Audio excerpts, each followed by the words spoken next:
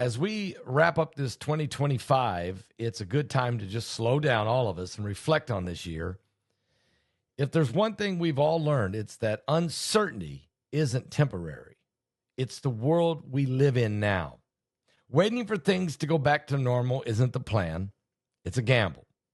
For over a decade, my friends at Noble Gold Investment have helped Americans protect themselves and the people they love by diversifying their wealth with gold and silver.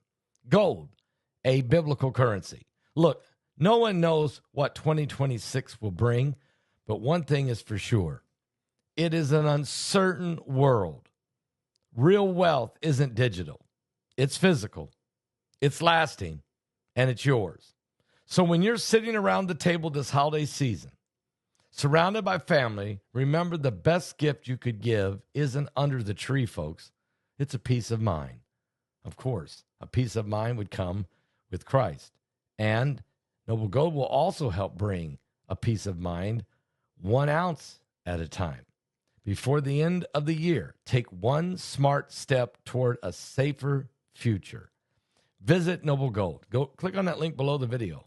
Just go to www.pastorpaulgold.com. That's www.pastorpaulgold.com, or call them on the phone at 877-646-5347. And guys, during November and December, if you qualify, and you probably will, they'll give you 10 1-ounce silver holiday coins as a bonus available for all new qualified accounts. Find out all about it. Click on the link below the video. Tell them Pastor Paul sent you. You'll be glad that you did. The Trump administration has designated Cartel de los Soles, a term often used to describe alleged corrupt Venezuelan officials rather than a formal organization, as a foreign terrorist organization, giving the United States expanded authority to impose new sanctions. While the designation does not explicitly allow lethal force, officials argue it could broaden military options as the United States deploys significant naval and troop presence for Operation Southern Spear. President Trump has been briefed on potential actions inside of Venezuela, including strikes and special operations, though diplomatic outreach with Venezuela's president, Nicolas Maduro, also remains possible. Polling is showing that a strong majority of Americans oppose U.S. military action in Venezuela, CNN has reported. Venezuela's government rejected the terrorist designation as, quote, a ridiculous fabrication, as U.S. military activity near the country and airline cancellations underscore the rising tensions.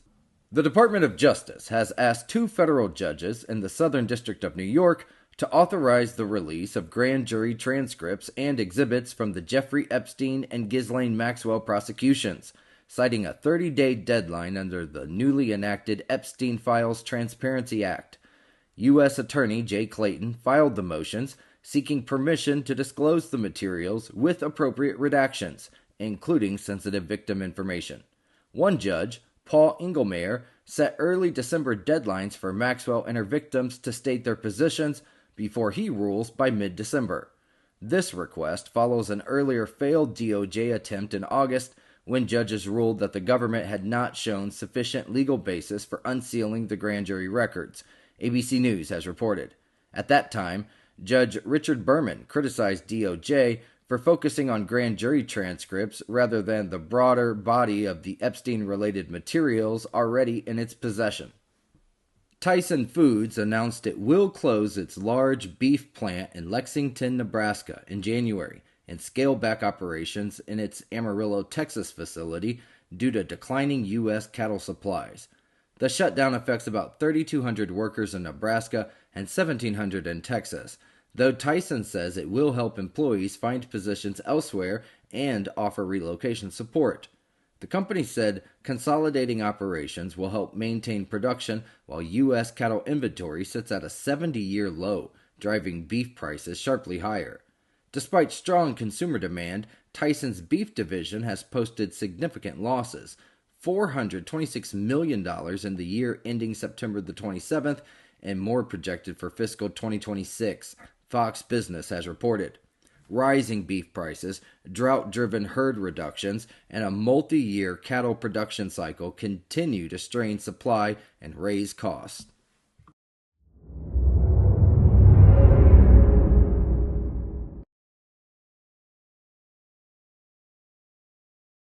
The world is experiencing an alarming series of apocalyptic events. Historic weather disasters, earthquakes, droughts, wildfires, impending economic collapse, the rise of AI. In Revelation 9:11, Pastor Paul Begley and Pulitzer-nominated journalist Troy Anderson investigate if these are the true signs of the end times. Is this the final meeting of current events and prophecy referred to in the Bible? Revelation 9:11. Order it on Amazon, Barnes & Noble, and Target.com.